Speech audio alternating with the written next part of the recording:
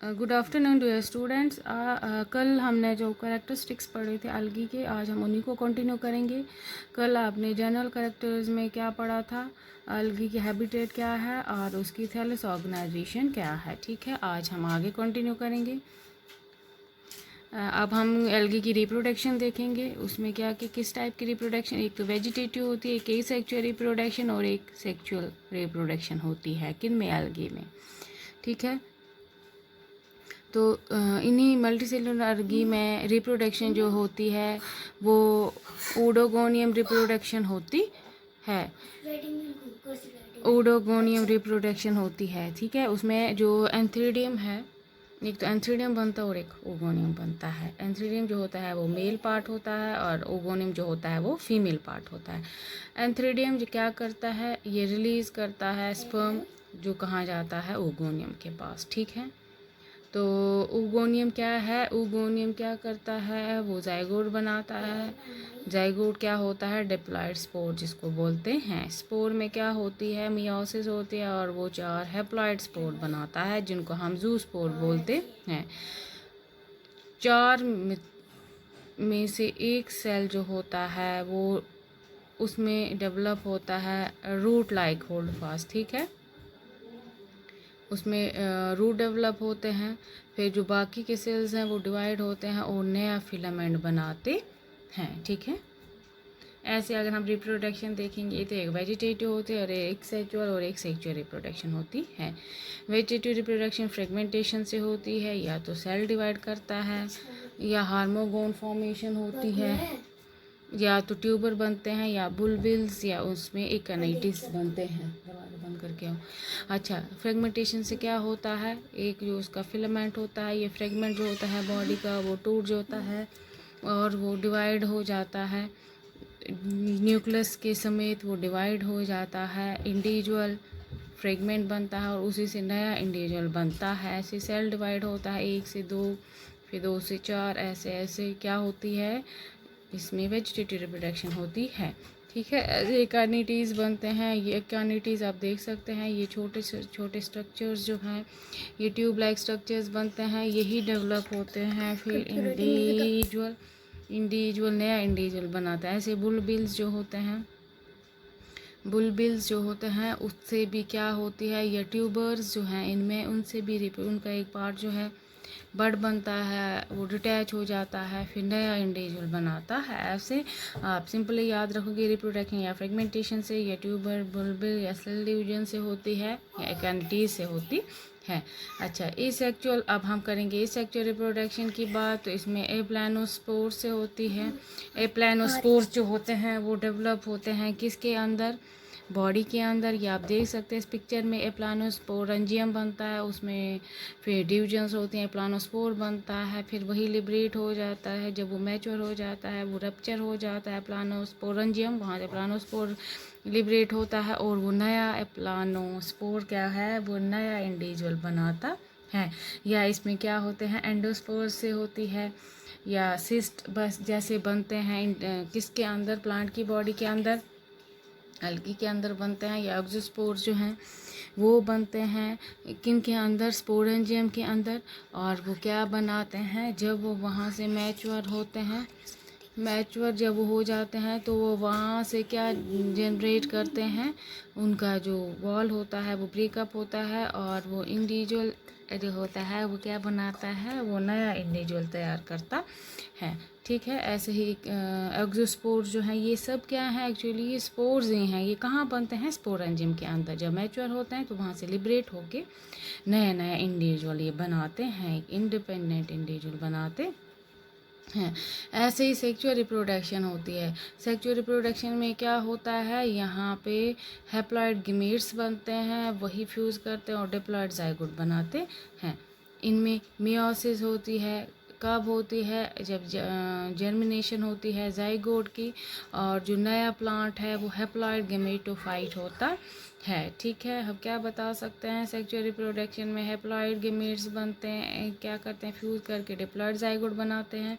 फिर इनमें मियोसिस होती है जर्मिनेशन के टाइम पे, और नया प्लांट जो है वो हैप्लॉइड गमेटोफाइट बनता हैं। अच्छा, इनमें सेक्सुअल रिप्रोडक्शन या तो आइसोगैमी से या अनआइसोगैमी से या ऊगैमी से होती है। आइसोगैमी क्या होती है? जब दोनों मीटिंग गमीट्स जो सिमिलर होंगे, उनका शेप, साइज़ और स्ट्रक्चर सेम होगा। दोनों गमीट मेल और फीमेल की सेम उनका साइज़, शेप और स्ट्रक्चर होगा, जैसे यूलोथ्रक्स में है। ठीक है, ऐसे ही एनाइसोगैमी का मतलब जब दोनों में गेमेट जो होते हैं वो मोटाइल होते हैं, मेल जो होता है वो छोटा होता है फीमेल गेमेट से, जैसे कॉलियरपा में होता है। ठीक है, ऐसे ऊगैमी में क्या होता है?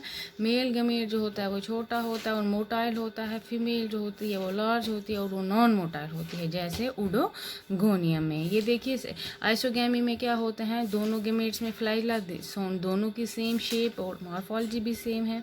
एन आइसोगैमी देखेंगे तो गमीट्स में फ्लैजिला होते हैं, लेकिन मेल छोटा होता है और फीमेल बड़ा होता है। ठीक है, और ऐसे ही ऊगैमी क्या होता है? जहाँ पे गमीट जो होता है जिसमें फ्लैजिला, मेल गमीट जो होता है उसमें फ्लैजिला होता है और वो मोटाइल होता है, वो large non flagellated female gamete से फ्यूज़ करता है, उसको हम ऊगैमी बोलते हैं। अब देखो, जो फीमेल ऊगैमी में होती है वो नॉन फ्लैजिलेटेड होती है और बड़ी होती है, और मेल जो होता है उसमें फ्लैजिला होता है और वो छोटे होता है। ठीक है, ऐसे अब अगर हम क्लासिफिकेशन की बात करेंगे तो अलगी को 3 तरह में डिवाइड किया। आप याद रखेंगे, रिप्रोडक्शन होती है वेजिटेटिव, एसेक्सुअल और सेक्सुअल मीन्स से। फिर उसके बाद अगर क्लासिफिकेशन देखेंगे तो 3 डिवाइड किए गए हैं इनको 3 ग्रुप्स में। एक क्लोरोफाइसी हो गया ग्रीन अलगा, एक फेओफाइसी हो गया ब्राउन अलगा, और तीसरा होता है रोडोफाइसी जो होता है रेड अलगी। ठीक है, अच्छा, क्लोरोफाइसी या हम ग्रीन अलगी उसको बोलते हैं। ग्रीन अलगी यूनिसेल्यूलर होते हैं, कॉलोनीज़ में रहते हैं और फिलामेंट्स भी होते हैं। उनमें पिगमेंट जो होता है वो क्लोरोफुल ए और बी प्रेजेंट होता है। क्लोरोप्लास्ट या डिस्क शेप के होते हैं, या प्लेट लाइक होते हैं, या कप शेप होते हैं। ठीक है ना, या वो रिबन शेप्ड होते हैं। ठीक है, फिर ऐसे ही उनमें बॉडीज़ में जो वो स्टोर करते हैं मटेरियल, वो ऑयल ड्रॉपलेट्स होते हैं या पायरिनॉइड्स होते हैं। ठीक है, और इनमें सेल वॉल जो होता है वो बाहर का रिजिड सेल वॉल होता है, और वो किसका बना होता है? अंदर वाला सेलुलोज का बना और बाहर वाला पेक्टोज का बना होता है। आप याद रखोगे, क्लोरोफाइसी में यूनिसेलुलर होते हैं स्ट्रक्चर, पिगमेंट ए और बी होता है। क्लोरोप्लास्ट जो डिस्क शेप के होते हैं या कप शेप के होते हैं या स्पाइरल होते हैं। इस बॉडीज जो उनमें स्टोर रहता है मटेरियल वो ऑयल ड्रॉपलेट्स होते हैं या पायरिनॉइड्स होते हैं। ठीक है, सेल वॉल रिजिड होता है, अंदर होता है सेलुलोज और बाहर होता है पेक्टोज। ठीक है, तो क्लोरोफाइसी अगर हम बात करेंगे तो ये ग्रीन अलगी जो है इनमें वेजिटेटिव रिप्रोडक्शन फ्रेगमेंटेशन से होती है, एसेक्सुअल रिप्रोडक्शन ज़ूस्पोर से होती है, और सेक्सुअल रिप्रोडक्शन होती है आइसो एन आइसो या ओगैम इस तरीके की होती है। ठीक है, जैसे क्लाइमोनोमोडास है, वो वोलवॉक्स है, स्पाइरोगायरा है, ये सारे ग्रीन अलगी में आती हैं। ठीक है, ऐसी फेओफाइसी जो है ये ब्राउन अलगी है।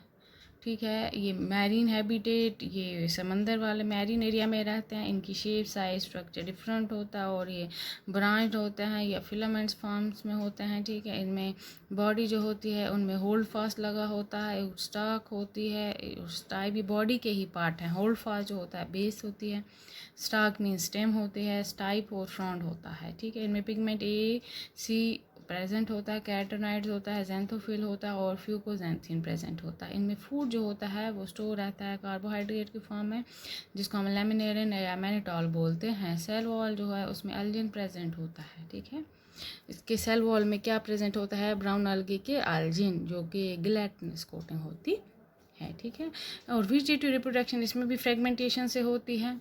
एसेक्सुअल रिप्रोडक्शन ज़ूस्पोर से होती है। सेक्सुअल रिप्रोडक्शन फिर से एसो अनआइसो और ओगैमस तरीके के होते हैं, जैसे अब सारगासम देखो, इसमें ये ब्राउन अलगी में आता है। एक्टोकार्पस है, लैमिनेरिया है या फ्यूकस है, ये सारे एग्जांपल्स किसके हैं? ब्राउन अलगी के। उसके बाद रोडोफाइसी एक और इसकी क्लासिफिकेशन में आता है, जिसको हम रेड अलगी बोलते हैं। इसकी हैबिटेट जो होती है वो फ्रेश वाटर होती है, या ये सॉल्ट वाटर में रहती है या ब्रैकिश वाटर में रहता है। इसमें पिगमेंट जो होते हैं वो ए और डी प्रेजेंट होता है, और इसमें फाइकोएरिथ्रिन प्रेजेंट होता है। इसमें जो फूड है वो स्टोर किया जाता है फ्लोरिडिन स्टार्च के फॉर्म में, या वो अच्छा, वेजिटेटिव रिप्रोडक्शन इसमें किससे होती है? फ्रेगमेंटेशन से होती है। Asexually reproduction non motile spore से होती है, और सेक्सुअल जो होती है वो नॉन मोटाइल गमीट से होती है। फॉर एग्ज़ाम्पल इसमें ग्रेसिलेरिया है और गैलिडियम है, ठीक है, गैलिडियम। तो हम ये बता सकते हैं कि हमें कैसे ये फ़ायदेमंद है अलगी। एक तो ये फूड प्रोवाइड करते हैं ह्यूमंस को, ये फूड किसको देते हैं, फ़िश वगैरह को। अच्छा, ये एग्रीकल्चर में फर्टिलाइज़र के काम होता है और कंडीशनिंग करते हैं सॉइल की। इससे हम वेस्ट वाटर को ट्रीट कर सकते हैं। अच्छा, इसमें रेड अलगी में क्या अगर हम यूज़ करते हैं या कैरागिनन यूज़ करते हैं, ठीक है ना। और ये डायटम्स के हेल्प से डार्क अर्थ भी बनता है और ड्रग्स में यूज़ होता है, ठीक है, और रिसर्च के लिए भी इनको यूज़ किया जाता है। हार्मफुल इफ़ेक्ट्स इसके क्या हैं, ब्लूम्स ऑफ फ्रेश वाटर अलगी, ये क्या करते हैं, ब्लूम मीन्स प्रोडक्शन इतनी ज़्यादा बढ़ जाती है अलगी की, कहाँ पे, पानी में, कि ऑक्सीजन जो होता है वो पानी में कम हो जाता है, उसकी वजह से जो सी वाटर की लाइफ है वो इफ़ेक्ट होती है। ऐसे ही red tides and marine blooms, ये क्या करते हैं, कुछ अलगी क्या करते हैं, ये ज़्यादा से ज़्यादा प्रोड्यूस करते हैं क्या, algae on the surface of water, और उनको ये टॉक्सिक बना देते हैं, ठीक है ना। ऐसे यही टॉक्सिन जो हैं ये एक्यूमुलेट हो जाते हैं फिर फूड चेन में, जो वहाँ की फ़िश वगैरह हैं वो सब इससे इफ़ेक्ट हो जाती हैं, उनकी डेथ भी हो जाती है, ठीक है। या शार्क, व्हेल जो भी मैरीन वाटर में रहती हैं, ऐसे ये क्या करते हैं अलगी, जो भी पेंटिंग्स होती हैं उनको ये ख़राब करती हैं, जो भी आर्ट का काम है ये सब को धीरे धीरे तबाह करते हैं, कौन, अलगी। या जो शिप हमारे हैं उनमें ये फोलिंग, क्योंकि वो उनके बेसिस पे शिप 24 घंटे पानी में रहते हैं, इसलिए उनमें अलगी डेवलप होते हैं और वो स्मेल क्रिएट करते हैं शिप में। ऐसे ही जो हमारे एनिमल्स हैं जो कि वाटर में रहते हैं, जिसको हम मुसेल्स जिसमें आते हैं, या सी शेल्स या शेल्स आते हैं, ठीक है ना, उनके बाहर कवरिंग होती है शेल्स की, शेल जो हार्ड कवरिंग होती है, उनमें भी ये स्मेल क्रिएट करते हैं, इसलिए इसके हार्मफुल इफ़ेक्ट्स भी हैं और बेनिफिशियल इफ़ेक्ट्स भी हैं। आप सिंपली कैरेक्टर्स में याद रखेंगे जो आपने कल पढ़ा था, इसकी थैलस ऑर्गेनाइजेशन क्या है, इसकी हैबिटेट क्या है, इसकी रिप्रोडक्शन कैसे कैसे होती है, ठीक है।